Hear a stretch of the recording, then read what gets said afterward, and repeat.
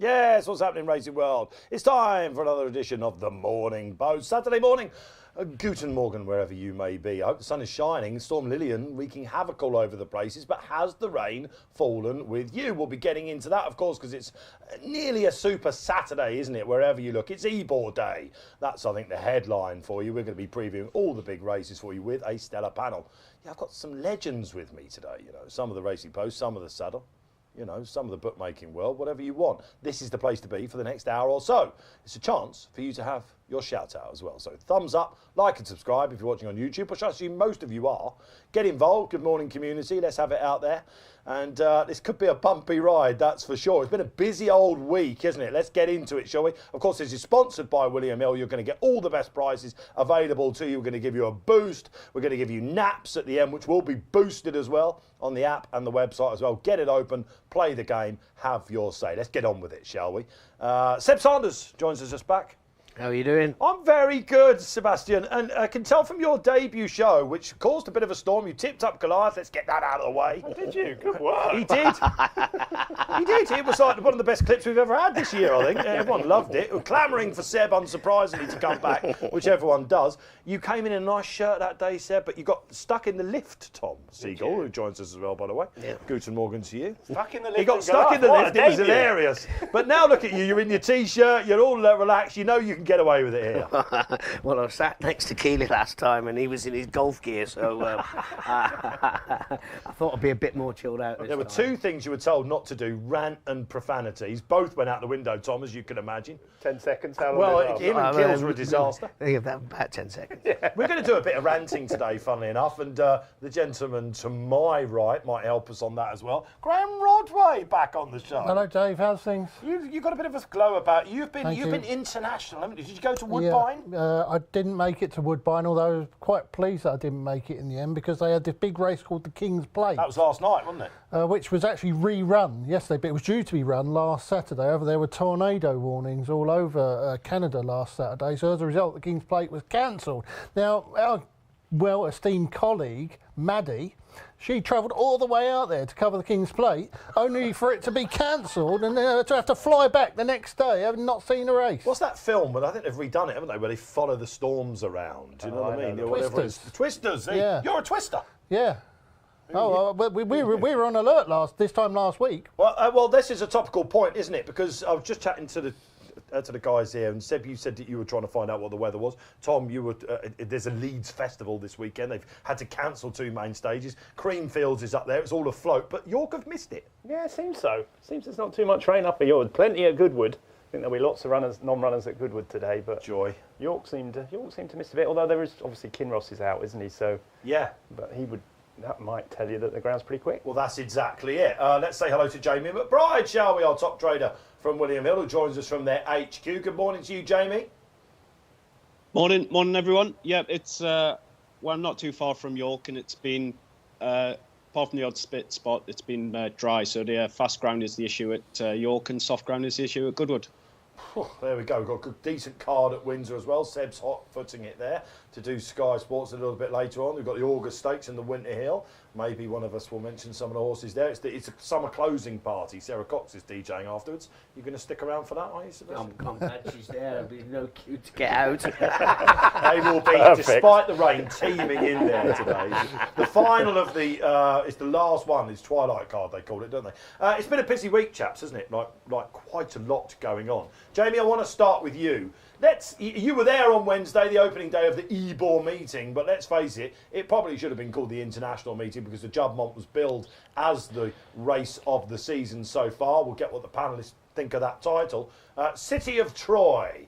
He was a big price in the end, and you were taking him on.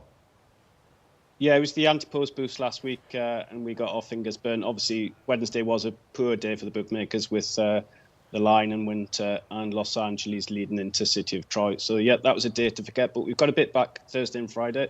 And hopefully we continue the momentum into today. Yeah, I think it is sort of level pegging. Well, this could all change today. The dreams are alive, viewers out there, aren't they? And let's talk about the boost. Let's get it out of the way. A lot of people tune in to find out what these are. Now, because of some nons, we've got to move the goalpost a little bit, but we're back on the original one. Who are we boosting?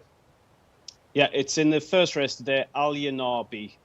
This time yesterday, it was about 3-1 generally, so we were going to do win only. He was a big drifter, so we decided we'd switch to Kinross, who's now a non-runner. So we're going back to Al-Yanabi, but we're doing him to finish in the first 3 in the Strensel. So we are 7-4 from 5-4 from to hit the frame. This is the audience race, of course, isn't it? The lock-into winner that came good again last night. Not in the audience race. Well, who's your favourite in it? See the Fire. Oh, yes, of course. Who's got that top fillies form, of course. All right, okay. My head's in the game now. All right, to finish in the top 3. That's live now on the website and in the app as well. Okay, that's that. Let's stick with City of Troy just for a second before we go back to Jamie and talk about some anti-post moves. Honestly, this is a bit of a kid in a sweep shot for me today. I'm looking at all of these guys and thinking, who do I go to first on this? Tom, I'm going to come to you. You've been talking to me about this horse since the start. We had him at the Guineas, of course. That's the only blot on his copybook, isn't it? And are we in danger of just not enjoying a very, very good horse here? I don't think. Because they bash him left, right, and centre, don't they? I don't think anymore. I mean, I think the thing about it is that I'm not actually sure we've actually seen him at his full potential yet. Every time he hits the line, he seems to be going better at the line than he is during the race. So I don't know. I think he's a bit of a monster myself. I think the way they're riding him now, it'll be hard to beat. I mean, I don't know where they'll go. They'll probably go Irish Champion Stakes. He'll win that. You know, I would have no hesitation in winning that. Then obviously, if they go to the dirt, it's a different kettle of fish. But for me, I don't think we've seen the best of him. He's just one of those horses that, you know, I thought the French horse was going to go past him, and then come the line, he's going away with his ears pricked. You can't pull him up. I think there's plenty more under the tank for me, Dave. I think he's a really good, real top-notcher. I'm going to save Rodway because I can tell you wanted to jump in here, Seb. Maybe I'm gauging the temperature wrong, viewers. I don't know. And it is a difficult one to gauge the water of this one. But I was hearing people on ITV saying, I need to believe still, and all that sort of thing. And after the race, oh, you a believer? Yes, I'm a believer now, and all that sort of thing. I mean, they called him our Frankel, perhaps. That was something, I don't know, maybe they shouldn't have done after he won the duos. But he turned up. I said on Sky the next day, I think, was this his acid test? Mm. And he's now, this is the one that they really wanted, wasn't it? Fast ground, galloping track. We hadn't seen him run on that sort of ground since the superlative last year. He'd been running on ground that really and truly on his pedigree he shouldn't really like, and he's still been winning. I mean, when he won at Sandown, you know, everything was against him, and he was opposable that day. York this week, I'm not kidding you, I was tense before the race because I actually thought we'd see something special because he got conditions perfect for him. They had a pacemaker in the race, and this is within 100 yards. Ryan shut the door on the pacemaker because he realised it was going to set him alight, and he dictated the race. He rode a great race from the front, but I mean, I thought we watched an absolute amazing race. Calandagan is a worldie. He absolutely bolted in at Royal Ascot. He was the only one to finish the race off this week. But City of Troy, he's mind-blowing how he gallops out. I was worried when he won at Epsom because he galloped out so strong. I didn't think he got out of second gear at Epsom. And Sandown, he was quite tired, but that was the conditions of the race. At York, wow. It was just a wow moment. When you as obviously former champion jockey, I thought Ryan was brilliant on him. Did Yeah. you see the way he was stopping him hanging and he was doing everything? Yeah, I mean, for me, the first 100 yards told you everything because Ryan had a look for the pacemaker, realised he wasn't quite going to be quick enough for him, and B, if he let him up his inside, he was going to set him alight and cause himself an awful lot of problems. So he shut the door on him, and that for me was, you know, a great, the best bit of riding in the whole race. A lot of jockeys got their horses keen, trying to get close to him. I thought Ghostwriter ran an outstanding race because between the 7 and the 4, he was really keen and he wasted a lot of energy. So you can mark him up, but you know, the first two in that race. I couldn't have any other horses in the race bar those first two. Well, he was the only horse to break its sub-11 second sectional, wasn't he, Calandigan, I think, when he made that move around about the mile pole. So we've seen greatness. Oh, 100%. Yeah, I love him. I think he's great. Yeah. All right, OK, I must admit, I was sort of sold before, I know I have to say that. He was a backable price, G, wasn't he? Now, a bit of yin to the yang here, potentially. As analysts, and I've done this, I think we're all guilty of doing it at some point, See the Stars, whose course record was lowered, of course, on Wednesday. I spent the whole season trying to get him beat. I just thought, right, this is the day he gets beat. This is the, and it's one of my biggest, not regrets. I don't really believe in regrets, but it was a mistake I made that season. Sometimes you just got to sit back and think that we will be looking back in 10 years of time and going, oh, do you remember Hawkwood? Do you remember these great Frankles? Do you remember See the Stars? This is one, right? Yeah, I think he looks really good, don't he? I mean, the problem is, for a lot of us, is we all watched Frankel, didn't we, 10, 15 years ago? And now anything that comes out is always going to be in your back of your mind going, well, is this Frankel? And you're just going to go, no. And then you think, well, you know, if he's not Frankel, he's not absolutely brilliant. I tend to look at racing that way now. I've been a bit spoiled, I suppose, over the years. I haven't seen so many greats. Like, I look at it and just think, oh, yeah, good, but just another great horse. They'll have another one next year, another one the year after. I mean, I'm not... You know, I'm not dismissing his achievements. He's great, but I don't get excited about these horses in the same way that I used to 10 or 15 years ago because I've just seen so many of them, and I know next year there'll be another. Can I just jump in there? Do you not think, though, on Wednesday, I should say, we seen, you know, an Ali against a Fraser or an Ali against a George Foreman? I mean, he was in there with a proper horse. And, I mean, unfortunately, we'll probably never see them run against each other again. Yeah, unlikely. And they are two worldies. And we're exceptionally lucky to have two worldies at the same time. And we were lucky to watch them run on Wednesday. I think the second is really good. And obviously come miles clear. But, you know, Ghostwriter has been, you know, exposed, hasn't he? Quite from a ratings perspective. Well, he was third, of course, wasn't he? Or was he fourth in the Eclipse Ghostwriter? So they've run. A lot of people look at that on a face value and go, they've arguably been run to form, hasn't he? So it was the race itself was billed as being the best edition of the Judd Monty. It was a big field. There were 12 rivals that were happy to have a crack at him. And Ryan Moore's line to Lydia Hislop, I think it was afterwards, where he it almost didn't get picked up on enough. He was almost laughing, Ryan. He said a lot of people turned up thinking they had a Group 1 horse. Well, they quite obviously didn't. And these are horses that have been exposed to a proper run race. And half of them couldn't cope. You got to the 3 furlong pole. They're not used to running in races like that, but before the race, everyone was saying, oh, this is a great Juddmonte International. But there was only 2 other Group 1 winners in the race. One was a Japanese horse, and the other one was Boo Stocking, who had won a Group 1 against fillies.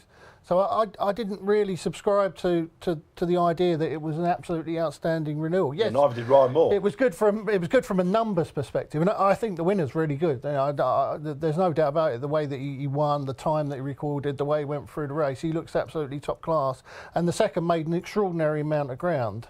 But I think behind him, I don't think it's that good. Well, Gaeth was rated higher in the last 10 years, and the other one was, of course, Baid, who got, I think, the top rating in the last 2 years. He's been rated up there as being with See the Stars on 129. I think he's Ash then. Yeah, there you go. All right, that's Celia Troy. Now let's look to what might still be to come. Let's enjoy him while we've got him, right, Jamie McBride. Where's he going to go is the question. Breeders' Cup Classic looks like that's it. There was a hilarious misquote from Aidan O'Brien saying, we're going to take him to Southampton. I think he meant Wolverhampton, didn't he? All the boys are like, where are we going in Southampton? You know, like down on the Solent. You know, unbelievable, isn't it? Rupert Lowe and them boys. But that wasn't going to happen. So is he going to gallop on the dirt and then go to the Breeders' Cup? Of course, it's Travers tonight. That was even mentioned at one point earlier in the year. We've got a host of other options, right? Yeah, we have got lots of options, but I do think the vibes are suggesting straight to America.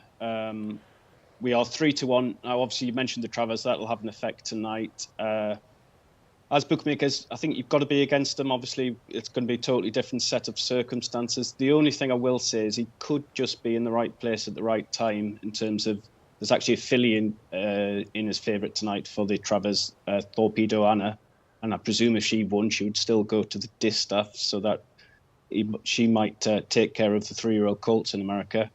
And there's no outstanding older horse in America either at the moment. So it could just be in the right place at the right time. But as a bookmaker, it's going to be a totally different set of circumstances. You'd imagine he's not going to get onto the lead like he did at York. So we'll be happy to take him on again in November, try and get it back. Yeah, let's talk about the other options. Tom, you mentioned the Irish Champion, which again, if it wasn't for this obsession with the Breeders' Cup Classic, that would be the port of call, wouldn't it, surely? Well, I think so. I think they can do both, can't they? I mean, it's September and when's Breeders' Cup? Yeah, November, isn't it? November, Sort of Halloween. Plenty of time, haven't they? Yeah. You know, so to do both. I understand that, but they've got a lot of work to do with him stalls-wise, because he could win and lose the Breeders' Cup Classic coming out the stalls. Whether he's good enough, we don't know, but you can lose the race in the first 2 or 3 It was almost like he had a prep, Seb, wasn't it, for it? Get out on the front, that's what you're going to need to do.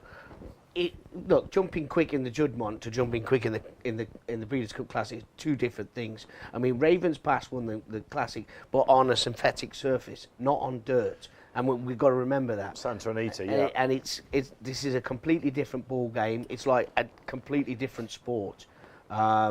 And they'll have a lot of work to do. I don't think they'll go Champion Stakes, Irish Champion, because I think they'll be working hard on just getting that first 100 yards right. It's a shame, but they're not going Arcs, G, are they? He's 8-1 with Hills for the Yeah. Arc. Where viewers do you think he should go? Get it up in the chat. We might bring some of them out. He'd win later. the Arc, wouldn't he, if he ran? Would he win the Arc? Probably, yeah. I think so. I think the French might just change their rules so Goliath and Clan can run him in. Get the geldings in. Of course, we've got Luke de Vega waiting in the wings thinking, I'll mop up anything. It's going to be some race that. All right, we've got to move on. We've only got so much time. We've got David Jennings waiting in the wings as well to join us. We're near to the Saturday previews. Before we do that, there's some other housekeeping that we want to get out of the way as well, because it's been a bit of a mind-boggling week on some saddling issues. And what did the panel make of James Doyle and here we go, Callum Shepherd incidents this week? Freddie Randall. Freddie, don't go there, Freddie. Monday night, if you're not sure what we're on about, my goodness gracious me. Have we got any visual evidence for this producer to let people know? Of course, it was a horse of Roger Varian's that was made odds on in a novice race, and James Doyle, whatever you think about it, got pipped on the post. This is Callum Shepherd. We'll get to that in a minute. And then on Wednesday, Callum Shepherd. So 2 jockeys have been adjudged to have stopped riding, or one officially has and one hasn't. Callum Shepherd then goes on Wednesday to Kempton. I forget the names of the horse now, Thorndale or something like that. And if you watch it back on your members club, Callum's got the race won, and just on the line, he appears to sort of rise in the saddle a little bit. Dead heat. So much has been said about that. We will get to it. James Doyle, of course. I 100% feel for the punters. James Doyle defends ride after odds-on favourite dramatically loses on the line. Right. That was at the time. Matt Chapman, I remember, was on duty, as often is the case at Windsor. And even Chappers, who's known to be a bit of a jockey defender, said, oh, whoa. Fair play to James Doyle for coming out. We've had 2 very different views from the stewards. James Doyle was accepted his explanation that, as you know, most of you, when you get to the finish line at Windsor, there's a bend that comes up quickly. The horse jinked. I felt it coming. I didn't stop riding. No ban. Stewards accepted it. Callum Shepherd, however, gets 18 days.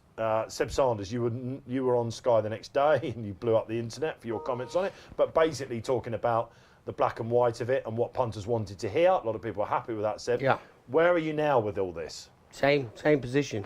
I've been thinking about it a lot. It's black and white. Now, if you drop your hands, it's whether it's a stride before the line or 100 yards out, you are guilty, as seen, and the jockeys have to remember that. Trying to sugarcoat this is not good enough. The rule is there, and the reason the entry point is 28 days is because it's one of the worst mistakes you can make as a jockey. Oh, man's up. I got done when I was a claimer at Lingfield.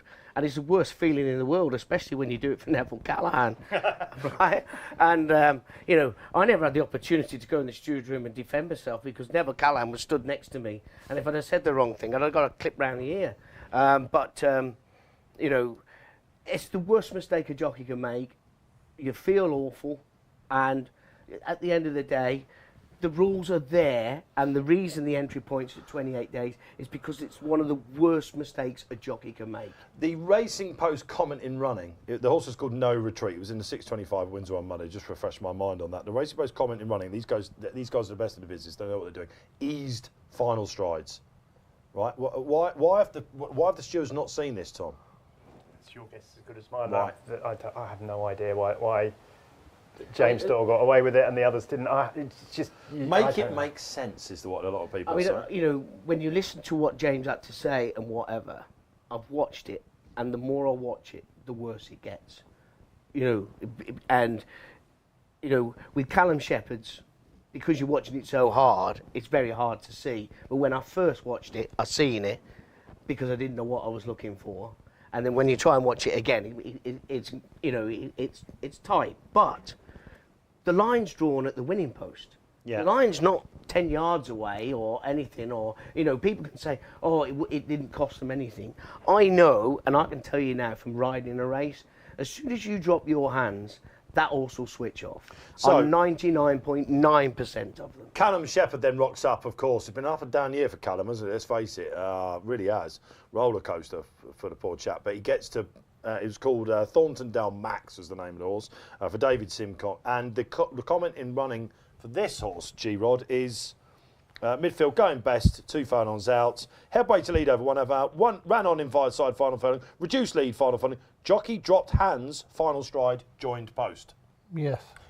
Callum has said, I systematically did not stop riding. Categorically, I did not stop riding. If you watch that back, he does sit up, doesn't he, in the saddle? There's no doubting that. Albeit probably right on the post. I think that was the right decision. Whether I agree with the ban or not, I don't know. But again, sometimes I get bullied for saying this, but if you go to any other jurisdiction, especially down under, I mean, Hugh Bowman, I seem to remember, got a 3-month ban. This is Mr. Winks for doing something very similar. They string them up. Yeah, I mean, I've said it before and I'll say it again. It's one of the worst mistakes a jockey can make.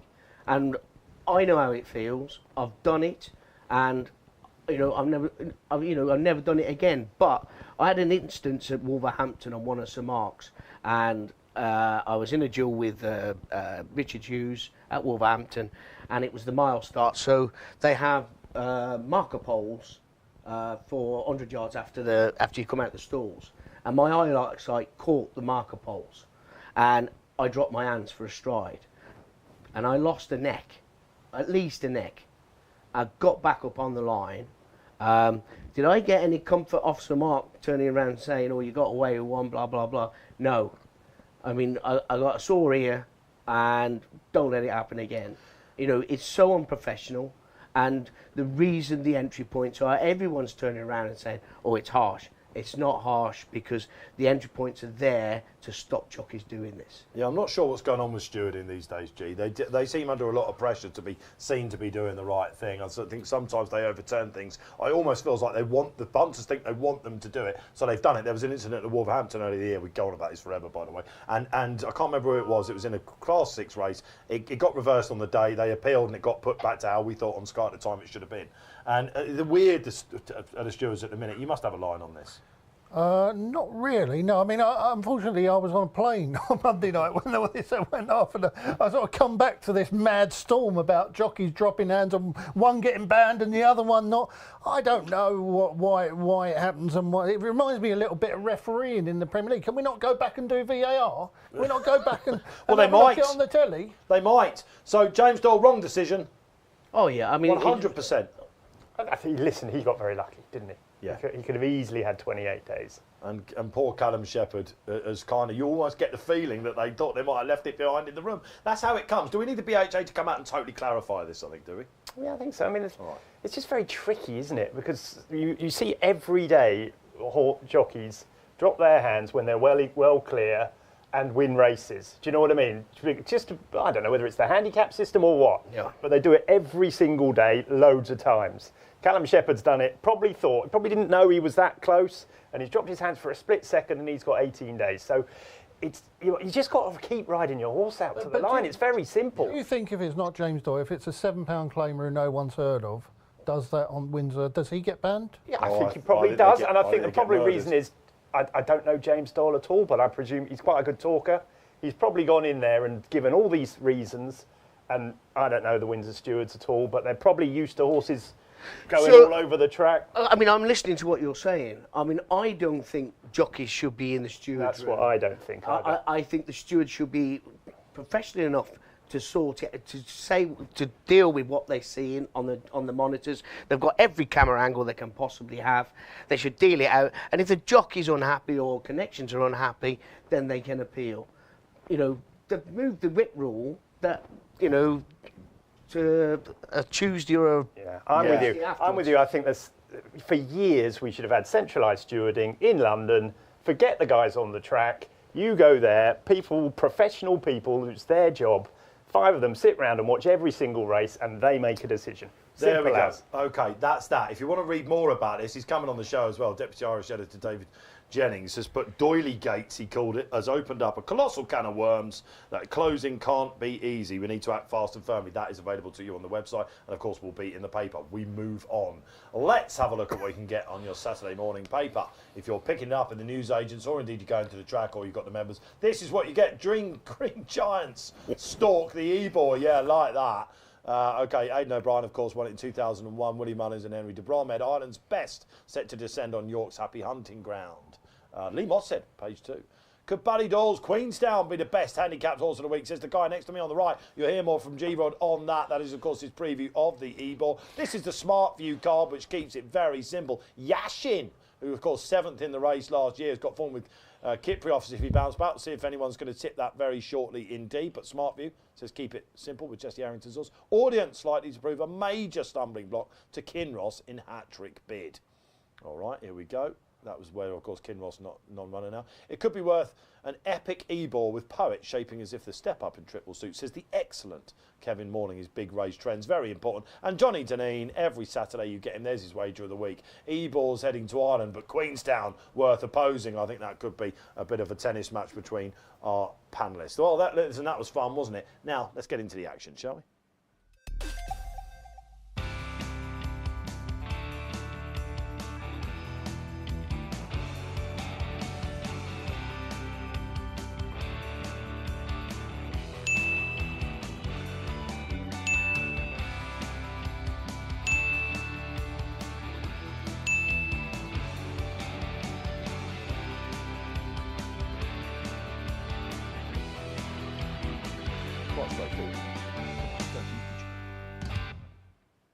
All right, OK, welcome along then. This is the Morning Post. If you just joined us, well, you'll see it's nearly 10:30, but we have covered a whole multitude of sins and bans and great horses and all that sort of stuff. You can get back in, probably if you're watching on X, formerly Twitter, of course, you'll see all those clips. Now it's time for the previews. Let's bring in Jamie McBride in here then. We've got the opening race coming up. It is, of course, the Strensel Stakes, isn't it? And you've got See the Fire still as far. 3-1. And this is, of course, every Saturday, we've got an unbeatable offer here, right, Jay? Yep, top price guaranteed, so we won't be beaten for price on any horse in this first race on TV. Like I say, See the Fire is a solid 3-1 fav and looks as though it's going to be a bad result to start us off on the day. Al Yanabi, the weakness is a story of the market. We were 7-2 yesterday when everyone was 5-2, 11-4. Sadly, couldn't lay as much as we would like. We're now having to lay 7-1. But Tom's horse, Phantom Flight, has been popular. That was 11-1, now into single figures. And Royal Dubai is the one we want to be ducking.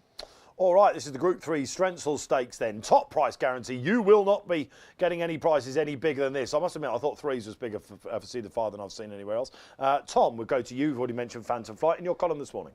Yeah, I mean, it's just a tricky one because I don't know how the race is going to be run. If I was riding See the Fire, I'd like to be prominent on her. I'd like to go forward on her, because she looked like she needed a step up in trip when she was second in the Nassau last time. Very good run. Nearly ran down Opera Singer in a Grade 1, Group 1. She's back down to 9 here.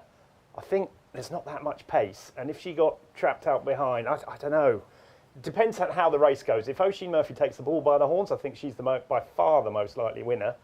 If he mucks about, which he can do sometimes, I would think that Phantom Flight back at York, he's only run at York once, and he beat Spirit Dancer, who's now rated 119 by 5 lengths. I like horses for courses at York. Thought he'd go well. He didn't stay 1.5 miles last time, but the time before at Newbury, he beat Al Yanabi, he beat Al Arsi. That's good form. I just thought he was a double-figure price this morning. I thought he was the value play. I am very worried about Sea the Fire. Yeah, I mean, Sea the Fire, Seb, I guess, could be still the Group 1 horse in the pack. And if you look down at the last 10 winners, as Tom was talking, I was checking out, he's got Spirit Dancer, saw what he went and do during the winter, won every big prize internationally. But then you've got the likes of Zaki, do you remember him? Lord Clear's, OK, he proved himself to be a Group 1 horse, albeit again on the continent. You've got your Real World, all right, fair enough. Just slightly below. She could just be up there still, couldn't she, and see these off? Oh, look, she's very talented, but, you know, she's ran solid races without winning.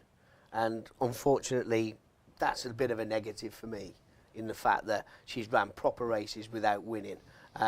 This is an opportunity, and you know, you're guessing on her putting her head in front. She's by a very tough family, and she can be very keen. But that's the family trait. But when I was going through this race, I was looking for an improver, and I thought, you know, when you talk about horses for courses, I thought Enfjar, you know, won the John Smiths and a very solid race last time at Goodwood. For me, it came down on him because he's got speed and he's got track record. Yeah, I must admit, I quite like him. I think he's a straightforward horse in the pack. A Goodwood last time, G. Did you see that when you were away? Someone got the first run on him. He probably should have won. I missed it actually, but I was chatting to Robbie Wilders yesterday and he was telling me it ran a really fast final furlong, I think, Enfjar. So, yeah, it wouldn't be a huge surprise. But it is a step up, isn't it, in class? This is a Group 3, is it? I think. 3. So that was handicapped. I thought I'd found one, Phantom Flight, and then this man over here. It often happens. Yeah, went and ruined the price for us all, didn't he? You know. Yeah, I like Phantom Flight. I was following him last season or the season before when he was trained by James Horton. And yeah, he produced that ridiculously impressive performance at York on the back of looking unlucky at the Newmarket Chennai meeting behind a horse called New London. And then, of course, it all went wrong, didn't it, for James Horton? He's ended up at George Scott. But Horton used to be a sort of disciple of Sir Michael Stout, didn't he? He was his assistant, yeah. Yeah, so I sort of thought he was bringing this Phantom Flight along slowly, and he would develop as he got older. He's gone to George Scott. He produced pretty much a career best to win that race at Newbury over a mile and a quarter. Tom's already said he didn't stay a mile and a half last time. The time wasn't particularly quick when he won at Newbury. He went from the front, but for me, that's a bit of a positive with him going back down. So you're with him? Yeah, I think that he's got the speed for a mile and one. I think he might be even better over a mile and one. All right, that's the Strensall Stakes and death, taxes and price-wise tipping before you back to horse. There you go. There's a real nod to Tom there. All right, let's move on, shall we? Because Goodwood arrives, and this reminds us of the glorious meeting last year, doesn't it? It was glorious, of course, this year in July/August, but the rain has descended and the nons are all over the place. And I don't know about God's racecourse, it's the other fella's racecourse when it absolutely hams down. Who've we got favourite here then, Jamie McBride? Royalty Bears, the assumed favouritism for the moment. Yeah, a couple of really important non-runners here. Formal, who was very, very well backed on Thursday. That was definitely significant money for Formal. Probably one for the notebook. And then the Rafe Beckett horse Tabiti's come out this morning. So those with a little bit of soft ground form have come to the fore. Royalty Bay, Merrily and Shoda. But it's a bit of a messy market. They're going to go stand side probably, aren't they? When it rains heavily, they tend to go away from the far rail. I'm going to get a word with Seb about Goodwood in a sec, but you're expecting that to happen? Going to be a right old mess there, isn't it? You know, they're going to be strung out like they always do, all over the track probably, one side, the other. And when I saw the forecast, I just thought you had to back Royalty Bay in this race. She's the only one with any real form on soft ground, and all of her best forms on soft ground. We're soft in the descriptions. Your form figures 1, 1, 2. She's got the best form last time out on good soft ground at Deauville when she finished second in the Group 3. That was over 7 furlongs, so we know she stays. You're going to need to stay because the ground's going to be awful. It's obvious, isn't it? Oh, well, obvious. 9 to 4 shot. Goodwood. Enjoy riding there? Yeah, I didn't mind riding there. Yeah. Ever won this race? I don't know. I didn't look. I didn't look. That's a trick. That's harsh. Come on, you remember the group races, surely? 20 years ago. I know he's champion jockey, but you must remember those. I can't remember How many group yesterday. races did you win? You must have had it counted up. How many races? How many group races? I know how many races were over well over 50. Yeah. Well over 50. I don't know how many. You should know this, honestly. Jockeys usually come into me and they're like, you've got it wrong, Orton, I read that much. I've read plenty of winners. I know you did. I'm not sure if we rode this one. Someone will be out there, will be going down the roster. You were nodding along when G was talking. Yeah, look, proving on soft ground. Will they go stand side. I hope they do. I mean, the key to going on soft ground at Goodwood, and if you're going to go across, normally the first one that can get to the stands rail has a massive advantage. Unfortunately, this horse is generally held up, which could be a bit of a negative. But I agree with Graeme. I think now that the conditions are what they are, on the strength of its Deauville run, I think he'll take a lot of beating. We had this last year, of course, when Darnation, who was waiting for soft ground again, she proved herself to be a very good filly, won. So we can still see potentially exciting race. Tom, how did have the non-runners affected your? Yeah, a little bit. I mean, we sort of knew this was going to happen last night. So I'm a bit of a pedigrees man at heart. So I went through it, and Duty First, the Bradsall team, Holly Doyle, Archie Watson, by showcasing out of a Dream Ahead mare. It's a lot of soft ground. That's a soft ground pedigree if ever there was one. She was pretty good at air. I mean, it was only a Mickey Mouse race, but she won very easily. Archie Watson, very good record in 2-year-old races. You think of his Ascot thing. If she likes the ground, which I think on pedigree she will, there's potential for her to improve. Now, she's got quite a bit of way to go to get to the Royalty Bay form, and obviously Merrilee's Aidan O'Brien, isn't it? And yeah, he's how many good 2-year-old fillies has he got? Well, she looks like it was weird that she was running over 5 with her running stone when she won. Yeah, Whitmore was pumping away early. Yeah, so she's obviously in there as well. But on soft ground things change, and I would give Duty First a little bit of a shout at a decent price. Yeah, okay. Jamie, just before we move on back up to the Melrose at York, which is a race we've all been waiting to preview, is Merrilee weak? Yes, you'd say so, given the amount of non-runners and the Rule 4s, etc. She's a small winner in the book. Royalty Bay is the significant loser in that race. Oh, I love it. There's the nuts and bolts. This is a great thing about the Morning Post. Loads of other shows, and everyone's looking at it, of course, from Thursday to Friday when the debts come out. Now the markets are set, the weather's done. This is where the business end is. All right, 2 for the favourite then in that, and Duty First for Tom. Let's move on to the Melrose then. And someone's seen the ball big in this for sure, I can tell you. But let's get the market update. 5-1 the field at William Hill, Jamie McBride. Yep, 5-1 the field and 5 places, so you've got an extra place in this race. There's been a few market losers, as you'd expect in a race like this. You've got Tom's selections, Dramatic Star and Champagne Prince have both been well backed. 2 Bossy For Us has also been well backed.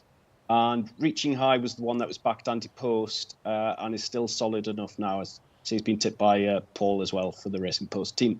Yes, he has. I must admit, I looked at this yesterday and we are in total agreement. Tom, I thought if there was a blot, it was probably Dramatic Star. I think if he'd have been able to run properly at Haydock, I've spoken to Haggis about this horse as well, William. They think this is a very good horse. He's bred, of course, to be running. I think he's won the Bronte at York over this course and distance. He was a bit reticent about what happened, of course, but I think this was always the plan. He would have a higher mark now. I'm seeing the ball big on this like you are.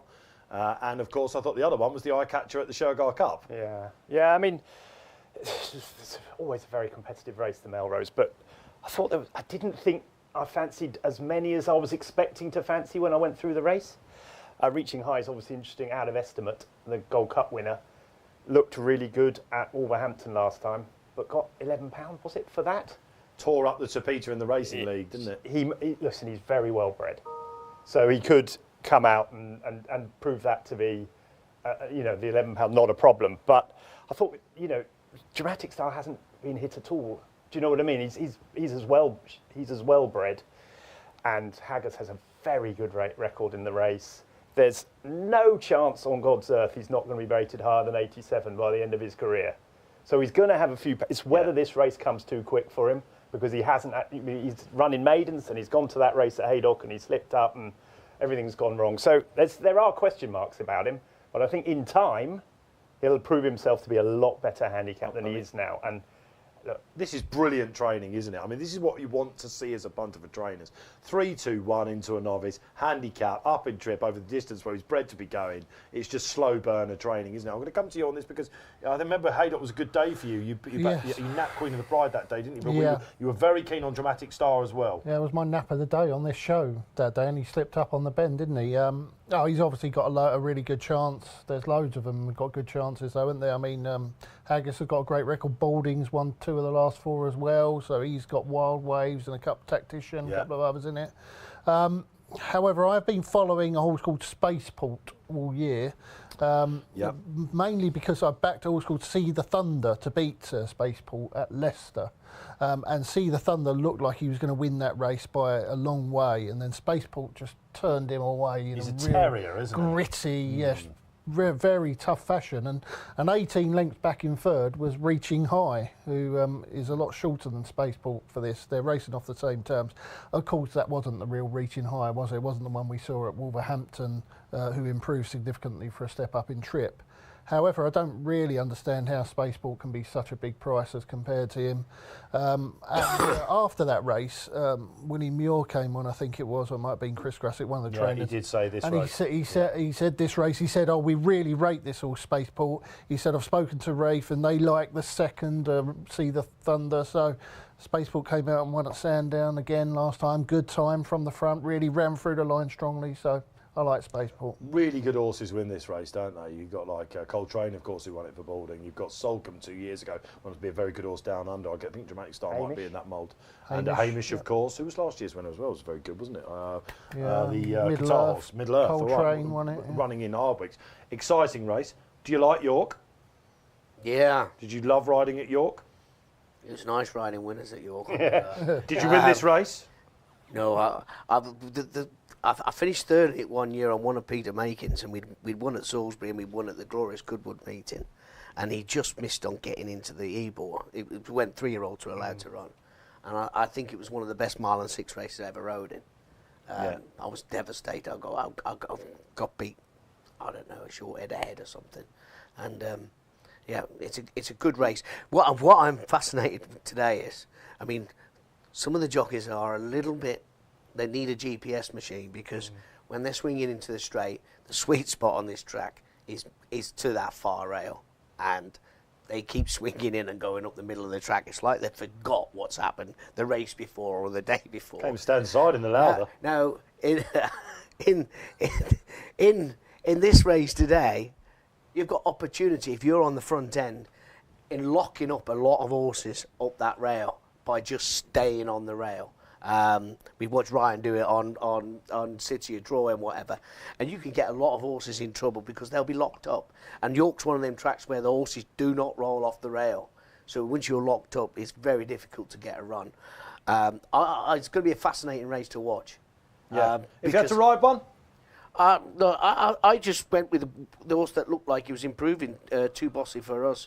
Yeah. That form in behind Align the Stars, I thought he's strong. He looks like he's getting better. He's bumped into him twice. He looks like he's improving, and he's got the right sort of draw. I thought it was an incredibly difficult race to read. I've got pace angles with Spaceport and Mo Gillimar. It's a really tricky race, but there's some talent in there. Why do they do what you suggested they shouldn't do and come into the middle these days?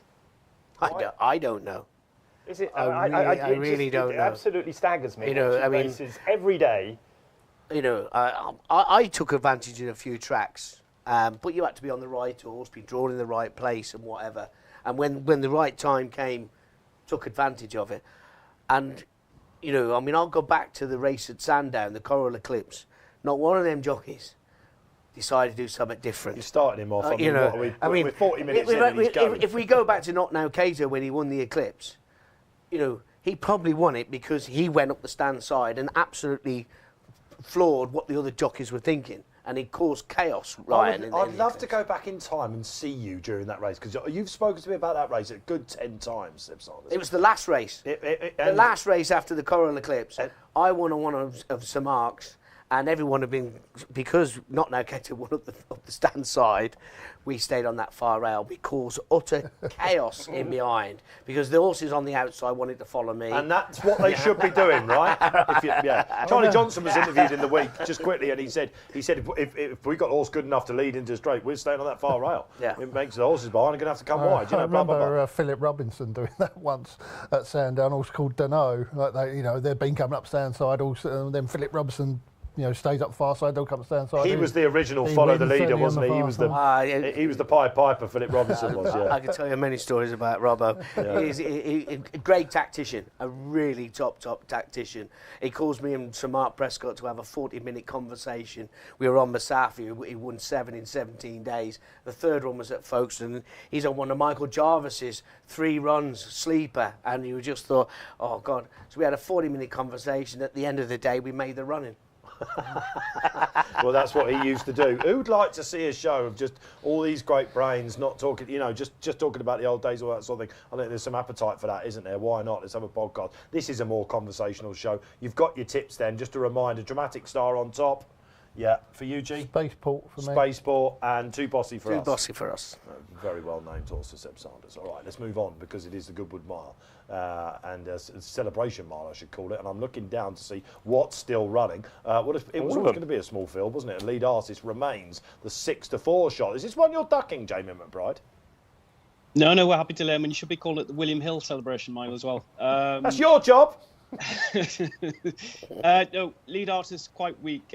Slightly surprised. I mean, I guess it's hard not to run a 6-4 chance in a Group 2, but Gosden did blame the soft ground for his defeat at Newmarket, so slightly surprised he's still here. But he is weak. He was sort of 11 to 10 evens this time yesterday, and all the others have got soft ground form. So yeah, we're happy to lay him, and I thought Royal Dress was the one that was overpriced yesterday.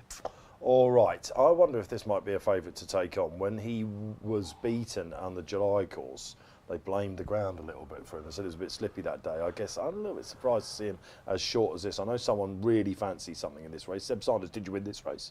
No. What would you be trying to get that first prize on if you were in the saddle this year? I just found this an impossible race to go through. I mean, you've got the favourite running on ground, like you say, that he's vulnerable on, I think. Poker Face is not bringing the A game to the table. Poker Face brings the A game to the table, he wins, I think.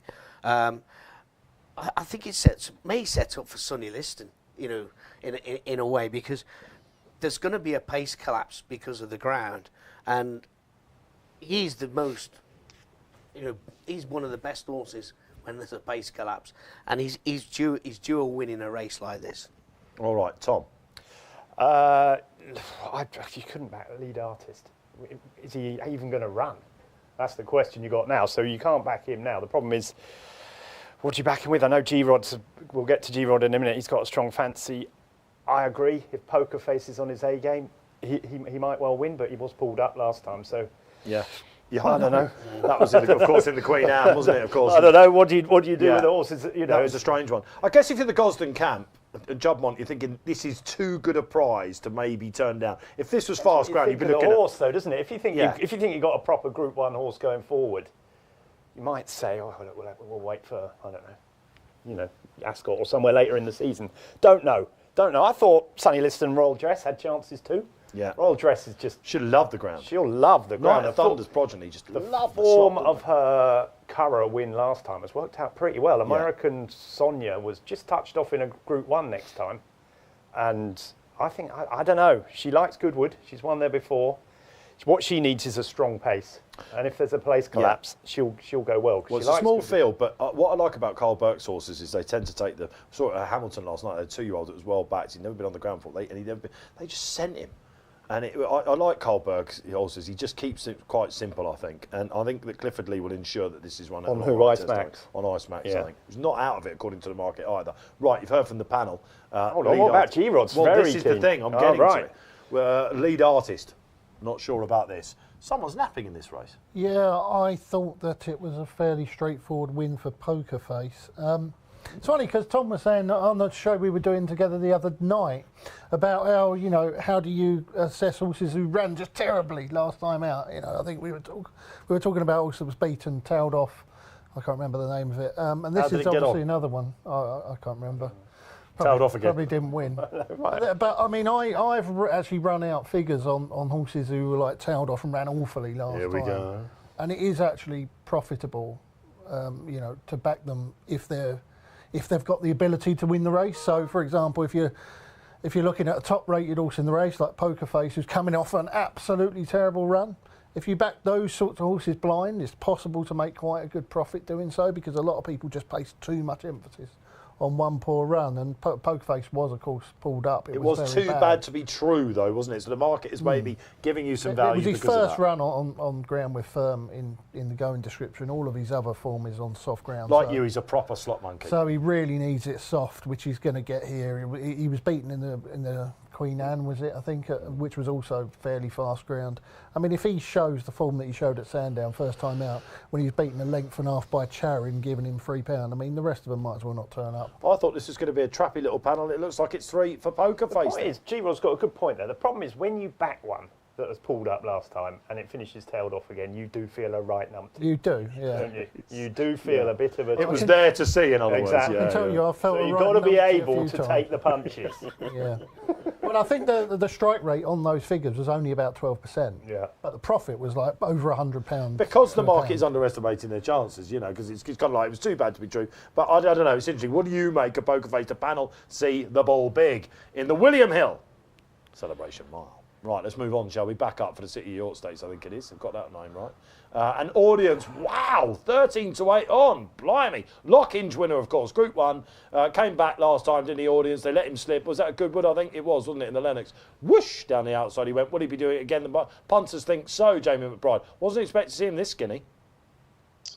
Yeah, he's been very strong. Even before Kinross came out, he was very, very strong. We were 7-4 this time yesterday. He's been really well backed. So there's a 20p rule 4 in there. So you've effectively, those who took 7-4 are on at 7-5. So they'll be on very good terms for themselves.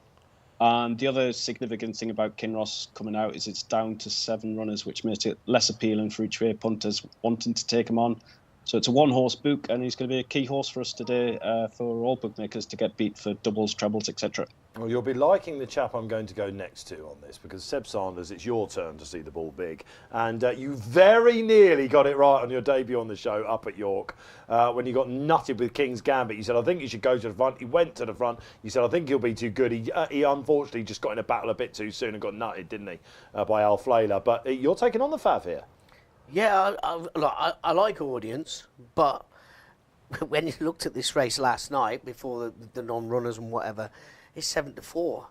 I mean, on the book, he's got at least £10 in hand, and you're thinking, why is this not 2s on? And you know, normally the bookmakers are never far wrong, but I've gone Lake Forest because it looks an improver. The second to Inshirin at Royal Ascot was a real positive. I think the step up in trip, and we know we're guaranteed the pace, art, power, and audience. I just feel if you can latch onto the back of them, an eyeball audience, I think it can get the job done. He's a horse that I really like, Seb, as well. I was with him in the Commonwealth when there was sneaky money from Tony Bloom. He didn't quite look right in the paddock, people that I know that were there. And then he went to France. He did pretty much exactly what he did in the Commonwealth. Everything looks right here. I think this is an each way steal this time, isn't it? Well, it's only 2 places And now. people would be very happy to have a go. Are we still getting 2 places? Yeah, Jim? it's only You're 7 not runners being now. nice to us and giving us 3 still. I think he just said it was... Did he? Did yeah. he? All right, okay. Listen, improver, up in trip. William Haggis, I think he's got lots of improvement to find to beat audience, who, for me, has been one of the standout horses of the season. But in the past, he's been called a few names, and quite rightly so. This season, he's done nothing. He's been totally straightforward, hasn't he? Didn't lead last time, of course. Didn't lead last time. Took a lead. Had a Group 1 penalty last time and smashed him at Goodwood. Obviously, he had the run of the race. The thing about Lake Forest is I'm a big believer that 6 furlong form isn't as good as 7 furlong on a mile form. And I think he's got to take a step up, because I don't think the 3-year-old sprinters are any good. But he has potential, undoubtedly potential, and he's got course form because he won the Gimcrack last year. So if he gets the trip and can latch on to audience, then he is a danger. Yeah. Personally, I would see audience being... Look, he's one of the best milers in the country, isn't he? And Well, proven to be. And he's got the form over 7, as we saw last time. So if Lake Forest can beat him, then he's a seriously good horse. Yeah, I imagine they're looking at the Foray team Haggis with this Lake Forest. They've been to France already. That's, of course, on Art Weekend. The one Group 1 over the 7 furlongs, of course. This will be in loads of ACCAs across the land. A lot of you will know that in the paper each week, Seb, G-Rod, every week has to come up against the punter versus the pro. He's the pro. Yeah, he is the pro. And this week, what's the punter called? Terry Venable. That's unbelievable. There's someone winding us up. It's absolutely brilliant. Whoever sent in Terry Venables, God bless the late Terry Venables. But he's up against Terry Venables. Did you go up against him with audience? A fellow Dagenham boy as well, Terry Venables. He'll surely win audience, won't he, if he shows his best form. He's just in a different class. The only thing that in the back of your mind is, like Tom said, it is audience. You know, it's a horse that last season we thought was a funny old horse who was a bit average, and then suddenly this season has been outstanding on 2 of his 3 starts. But he wasn't great in between, so I think he'll win, but I wouldn't back him odds on, no way. All right, OK, that is the City York Stakes, an audience, one of the pivotal horses for punters and bookmakers today.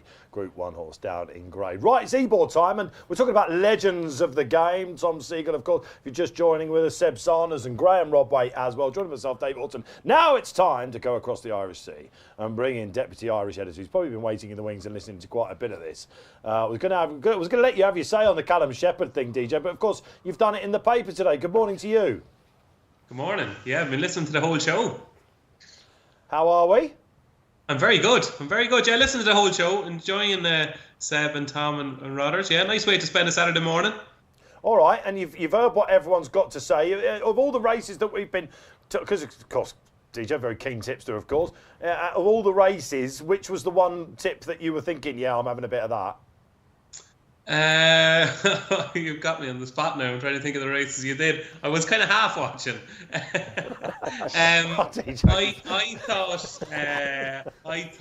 think Tom is I've known Tom a long time, and I get the impression from Tom that he is very, very keen on Dramatic Star. Like if Tom was me and he would make his case in the way that I do, it'd be almost like this horse is a bloody certainty. Only for Tom doesn't really do it like that. So as levels of certainties go, I don't think I've heard Tom be quite as strong on something as he is on Dramatic Star in quite a while. You've opened the bloody door for Seb Saunders now, like Paul Keeley did the other week. That only took 56 minutes. Right, DJ, you're joining us for the Ebor, so we know you've got a big player here, and it's been very well backed as well. Let's get the market from Jamie McBride, though, before we go to DJ.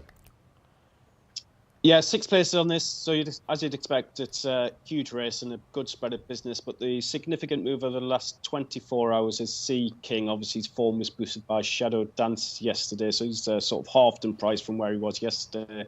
And the other significant loser is Queenstown, and obviously, DJ likes Magical Zoe, and she is the worst result any post for us. Yes, he does. Just before we go to DJ, actually, Tom, now that we've seen this market, there's obviously significant gambles, unsurprisingly, with the Ebor. Let's just, you can go to the excellent Kevin Morley, who does the trends column every week, and you can see that this is an evolving race. If you look back at the trainers of the last 4, you've got Gosden, of course, you've got Varian, you've got Murtaugh, and then you've got Willie Mullins, unsurprisingly, last year. We're talking about fairy tale stories in the Ebor don't really happen anymore, do they?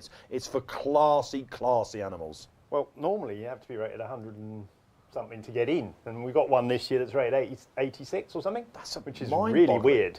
It's really weird. I mean, I presume everyone at the declaration for the stage thought they weren't going to get in, so took their horses out and it left one right at the bottom get in. But yes, it is I mean, look, this is as hard a race as I've looked at this season.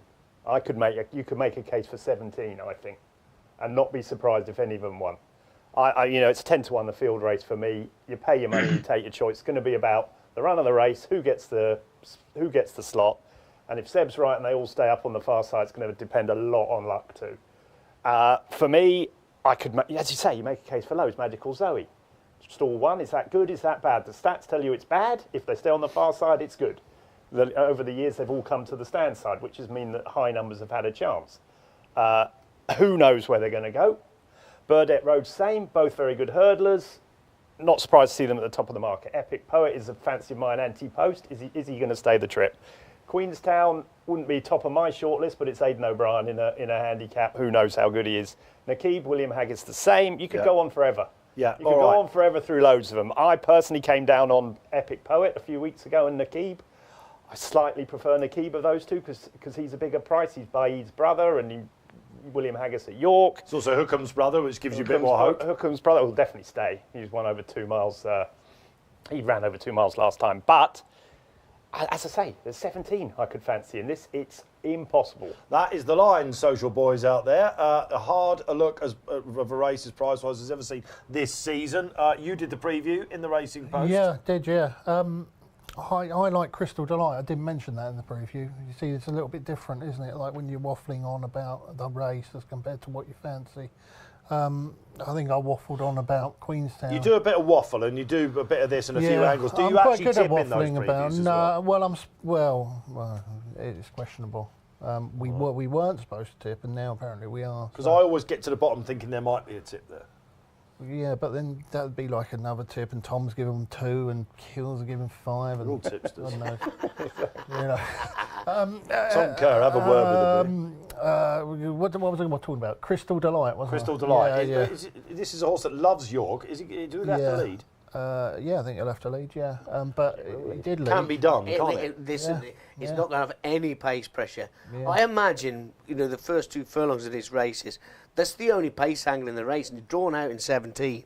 So all the horses drawn below that want a bit of cover or something, I think you're going to be seeing 5 or 6 of these horses waste their opportunity in the first 2 furlongs of this race because they'll jump to be handy, hoping they'll get cover, and they'll be a lot keen in this race. Absurd last year, of course. Frankie Dettori, do you remember that? County Hurdle winner. 24, he came out of Frankie stayed wide like he often does for a long way. It shows and it I can be think done. Jim Crowley did as well on one of Willie Haggis's a couple of years ago. Yeah. The only problem with doing that is getting slotted in when you get to the bend, because normally they're about 5 deep going around there. So you need a bit of luck when you actually join the pack again. But for me, if you was drawn out wide for the first 3 furlongs, it would be worth staying out there. All right, okay, that's the look of the race, honestly. DJ, let's come to you now, because you've been banging this drum for a little while, apparently. It's Magical Zoe, of course, Henry de Bromhead, who we've seen terms of endearment. He's more than capable. I remember in COVID he came over and won at Sandown, didn't he, with the Exeter Prescott horse as well, the Henry the 8th or whatever it's called. I can't remember the name of the horse now, but this has probably been a plan. Hope so. It's been a plan for me anyway. Look, I've been banging out about this for a long time. People are sick of me talking about Magical Zoe. Look, it's just the minute she ran at Fairyhouse, I think it was the 2nd week of July, I was working there, and she was a little bit unlucky. Look, Colin Keane went for a few gaps, didn't get them. An O'Brien horse won the race, an improver called Grateful, and Dancing Tango was 2nd. I just said straight away, turned around to the fella next to me in the press room, said that horse wins the Ebor, and I've been waiting 6 weeks for it, and here it comes. Look, it's a pretty obvious case. I'm not saying she's definitely going to win or anything like that. It's the Ebor, but like she was 2nd in the Mayor's Novice Hurdle, where she's got horses like Lucia behind her. She was 4th in a County Hurdle. She was 2nd to Irish Point in a graded hurdle at Down Royal last November. Yes, she was getting £13, but finishing 2nd Irish Point is strong form. We've seen what Irish Point did last season. Then you see her three flat runs. She ran on her flat debut, her first ever flat race is in a listed race at Cork, a real strong listed race, and she's only beaten just over 2 lengths. Then she won her maiden at Down Royal, and then she was unlucky at Fairyhouse. She's rated 102, and the key thing for me here is the track. I think York, I know the draw is a little bit of a concern, actually. It's more than a little bit of a concern. The stats say it's a desperate draw, but I've been waiting for her to get in a strongly run handicap where there's a long home straight where she can gather momentum for the length of the straight. I don't want this turning in and only a furlong or 2 in the straight. I want a York or a Haydock or a Newbury or somewhere like that for Magical Zoe, where she's gradually picking up, because I don't think she's a speed merchant. I don't think Billy Lee is just going to press go and she's gone. She's a gradual picker-upper, and she's been a kind of a bridesmaid until now. I think she's going to get married today. Oh, there we go. There's the line. And for Max McNeil and co, of course, who's a good friend of the show, but she always seems to be in with a shout in her races, whether she wins or not. And she's such a nice filly. Yeah. Could go off Fav? I think might well do. I mean, who knows which way the market's going to go these days. If you were to ask me, if I was riding where I want to be drawn, be 1, because you've got easy options and you haven't. There's no rush to do anything. You'll be the best switched off horse in the race, whatever. Might need a bit of luck and running if they stay that far side. I don't think they will. Yeah, I don't think they will. I don't think they will. I think they'll fan out. Come down the middle. Exactly, yeah. Why? Who knows why? But they will, won't they? Yeah, all right. Oh, why, jockeys? Why? All right, okay, but we didn't know what happened. All right, okay, let's get the tips of Magical Zoe for DJ. Seeing the ball big there. Tom?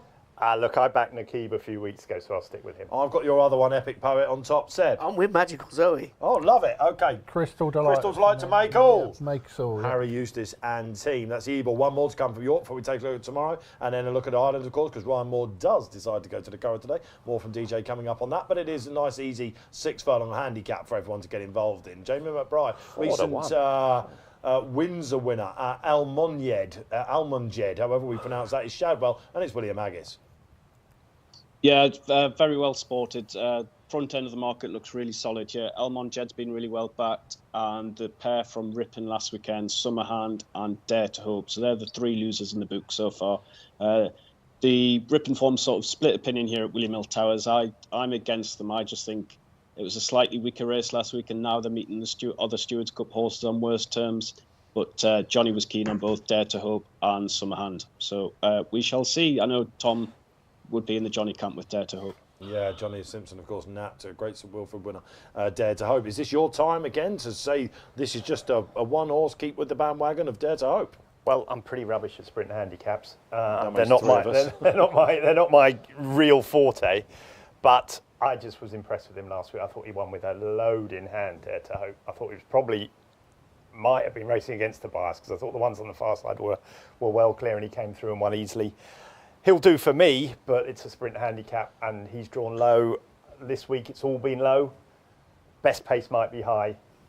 It's a guessing game. But Almonjed looks very short. I think he always is. But he's got the potential. But he's had the potential loads of times. He looked good always last is. time, but 4-1 sprint handicap. This is a classic bookmaking deity, as Keeley once famously said about William Haggis. You're a numbers man, and so are you, Graeme.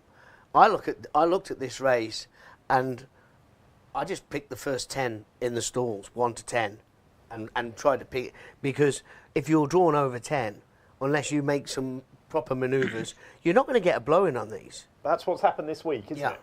You know, unless the ground changes dramatically, you know, I don't see anything higher than 10 stall winning this race. Well, I'm hoping it's number 10, because surely Apollo 1's going to get one at some point this season. Well, that is a pace angle on that side. You know, I'm happy for him to do that. Really, the jockey needs to go left and down as soon as he comes out the gate. That's what I do. But I've spent so long looking at these sprint handicaps and thought that, and then watched them come up the other side for no apparent reason, and it's just so frustrating. But in this circumstance, if you was drawn high, I would take the chance and go right close to that stands rail, because you know it's pounded ground and it's the only opportunity you've got to win. Yeah. Going up the middle is dead water, and you know, for me, tactically, if I was drawn high, I would want to say, right, okay, I'll go up the stands rail and take my chance. Quite a few jockeys coming off horses we're hearing this week and saying I had absolutely no chance, Governor. I was on the near side. Graeme, Rodway, you've had a look at this. I mean, all the characters here. Who are you giving another chance to? Yeah, it's been a bit unsatisfactory part of the week, really, hasn't it? That draw bias towards the far side. I mean, it's happened before at York, but I don't ever remember it being quite as pronounced as it has been this week, in my mind, anyway. I thought that Apollo 1 would win, which Good. is, you know, you're on it, aren't you? Which is always a slight concern. More than a slight. I mean, I've been on it for the last year and it hasn't won, so it's It's on the drift now.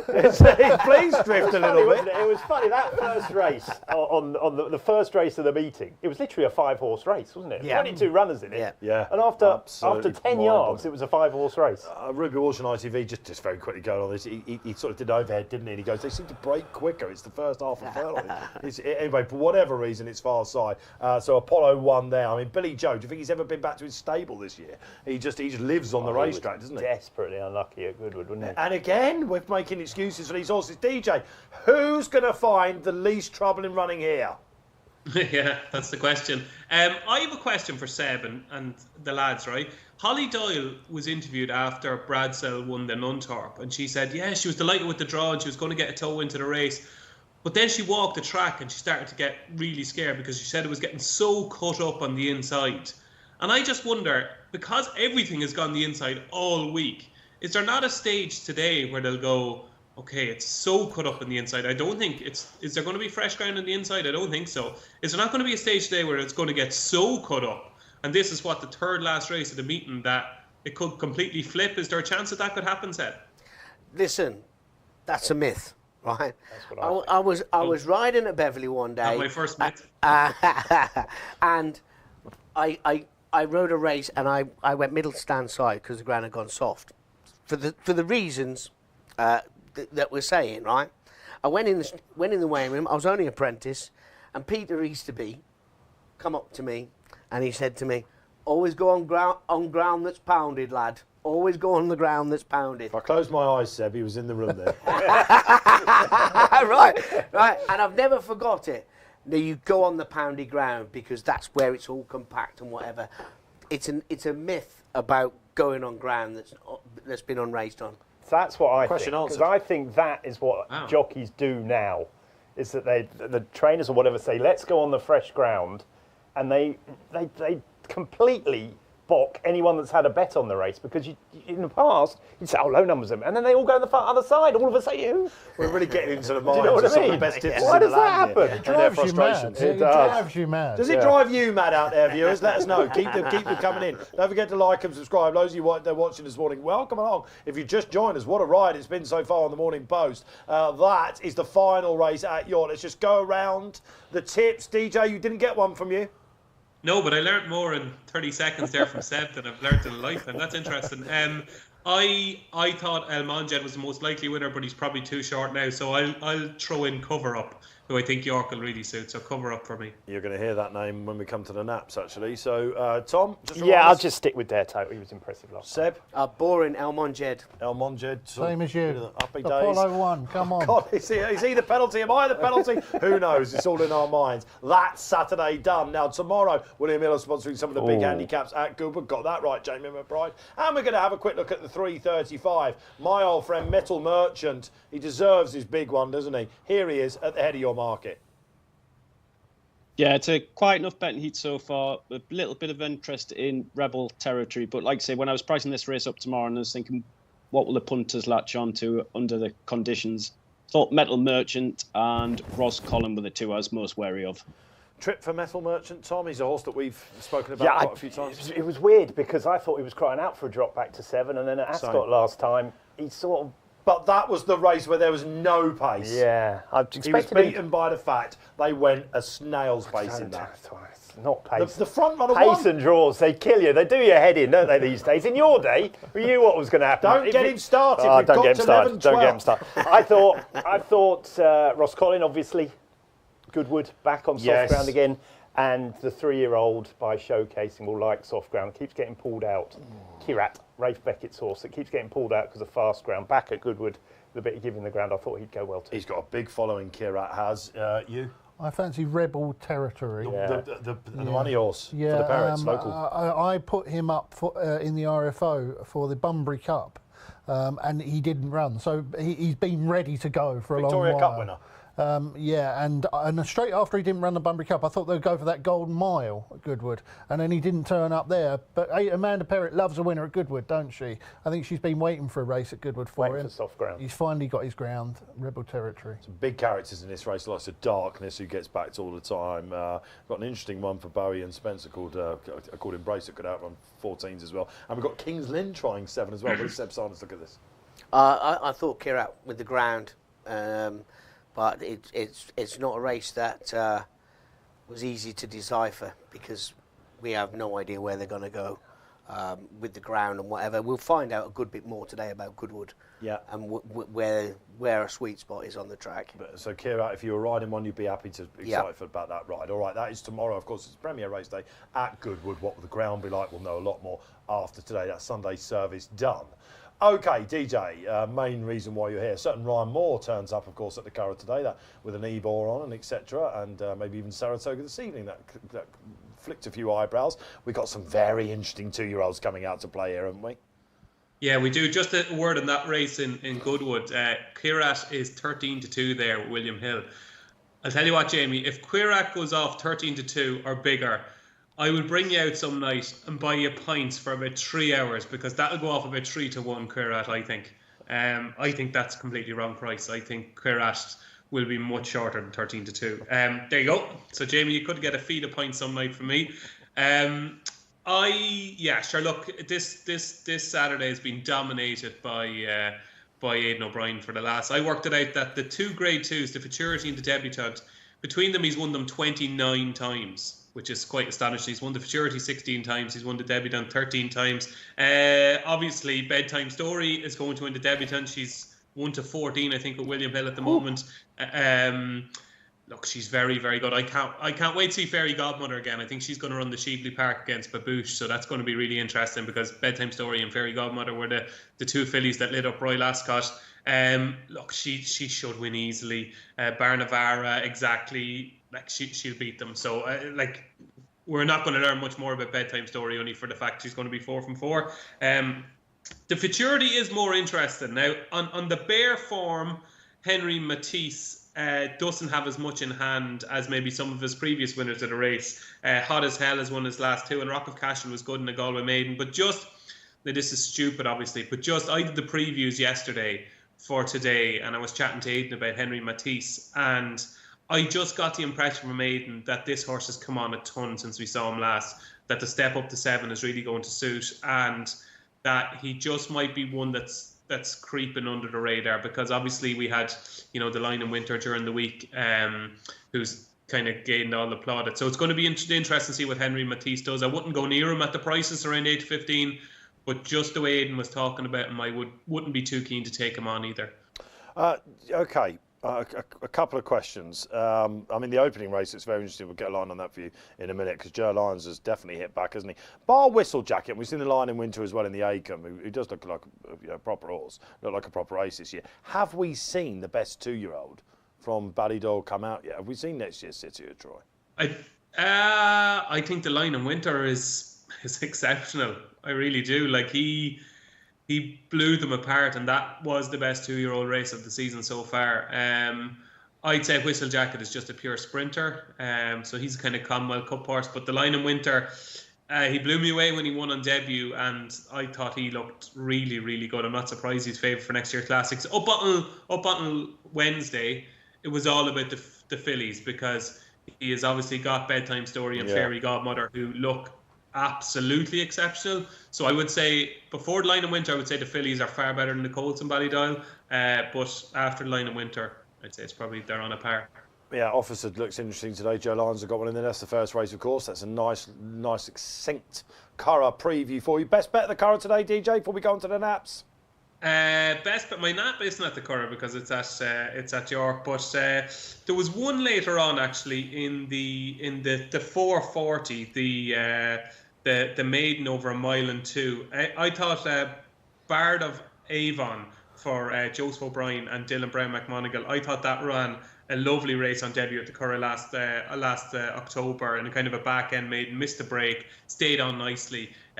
It's interesting that he hasn't come out until now, but I'd say it's probably a nice horse. Bard of Avon in the 440. Love it. That's your Irish angle. Right, nearly naps time.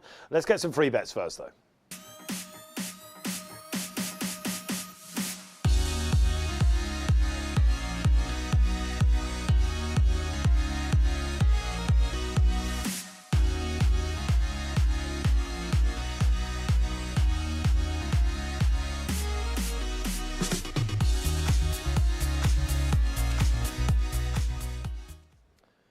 Tell you what, it's 11:18 a.m. Every time Tom's on the show, we go. Have you seen the shows that we've done that have hit at 11 o'clock on the dot? I like them ones. You've never done one though, have you? You'll be delighted to know we now preview the 5 Grade Ones at Saratoga, Tom, this evening. Great. Tom always misses his train. It's a bit of an in-joke here. But hey, listen, round of applause, guys. We did very well to get here, and it is now best bet of the weekend time. Now, these are all boosted Wow, okay, I'm looking at the prices down there. They're quite interesting, aren't they? Let's start with DJ, though. You said your nap was at York. You said you've been banging on about it for a week. Still happy with the price? It's a juicy one. Magical Zoe. Is that the boost? Is that the boost or the actual price of Magical Zoe? I thought we were going to be boosted to double figures, no? Jamie, these look boosted to me. Yep, 17-2 from 15-2. It's looking like a bit. Yeah, I'm a Magical Zoe fan. I've told a good few of my mates to back it. So we're in a Liverpool group that we try to get a trip to Anfield every year, and this is the first one we've had a proper cut at this year. So fingers crossed. I think we're on a nice juicy double figure price. So all aboard the Magical Zoe. Have you ever been to see Mo Salah? I know about this Liverpool group. You've told me about it before. Has it ever paid off? Have I ever been to what? Have you ever made Mo Salah? Hang on, you were calling Kierat Queerat a minute ago. I was thinking, who's Queerat? I was looking down. Don't you dare come to me with yeah, I've been to Anfield loads and loads of times. Yeah, absolutely. I'm a proper Liverpool fan. Yeah, I haven't been to see an Arne Slot team yet, but hopefully Magical Zoe will pay for that. Love it. All right, great stuff. Lake Forest, you are getting 9-2. Yeah, no, I think it's going to give audience something to think about. All right, okay, Tom. Yeah, I'm dramatic star. 6-1, that's fine for me. 6 is 4-1. Poker Face, you happy with that? Yeah, good to see you're pushing the boat out this week. Well, I need a winner, to be honest. I need a winner. Listen, you are boosted as well. Boosted. Absolutely. Listen, the rain has come to Windsor, and all up. You're there. Yes. Broddies up, please. And when Dear a Mile goes and hacks up before he takes in it's the August Stakes, he will hack up tonight. Coughing in the week, apparently he was. Owen Burrows. Brilliant. I know. And here he is, turning up on The Saturday. coughing. Listen, that was one of those excuses that you love. Dear a Mile, this is the one that gets me back, I tell you. And what about you, Jamie McBride? You're not on the. There he is. You've snuck in down the bottom. I said someone was going to mention cover up. Yeah, I do like him. I've convinced myself that today is the day. I've been waiting for him to drop to 5 or even 5.5 in the Portland, but I think this very quick 6 furlongs, he might just get away with it, and hopefully he's good enough to get the job done today. Magnificent. All right, these are now live on the app, of course, and the website too. DJ, Mo Salah will be waiting for you after Magical Zoe goes in. Yeah, looking forward to seeing Mo Salah. Wherever we'll be. Where are you going to be today? Reading, who've they got? Reading are making a comeback, Tom, aren't they? I know, it's looking good. We bashed Birmingham the other day. Not all. Of course, Seb was a Brums. Seb, you're off to Windsor? Windsor, yep. Can't wait for that. I'll be leading you up there, by the way. That'll be good, won't it? G-Rod? Yeah, unfortunately, it's my anniversary today, Hey. so I'm not going to be able to get racing. You know, I've actually got to go and spend time at home. Sabrina? Yeah, so, yeah, unfortunately, yeah. Oh, right. I won't see any racing, will I? Yeah, because this is a great Windsor card, isn't it? You know, Yeah. I usually like to go to it. Are you not going? I'm stuck in the Sky studio. He somehow got the leg up. But I've literally got to lead him up. I will be introducing you on Sky today. I'll tell you what, how I got that gig, I don't know. What a treat. I'm looking forward to it. An absolute treat. But so anniversary? No, so yeah, we'll be going out for dinner and With Sabrina? Yeah, and doing all the I hope he's going with Sabrina if it's his anniversary. 130 Nichols rated mare. I did remember the card. I did remember a card this year, and she forgot. Oh, well, there you go. You did take Romance is dead. All right, there we go. Well, it is dead. And so, finally, Tom Segal will be delighted to know, is this show. This has been the Morning Post. It's been an absolute belter, isn't it? Well, thanks to David Jennings, Tom Segal, Seb Saunders and Graeme. Thanks to you for watching and the guys in the gallery. I've been Dave Alton. Enjoy the sport.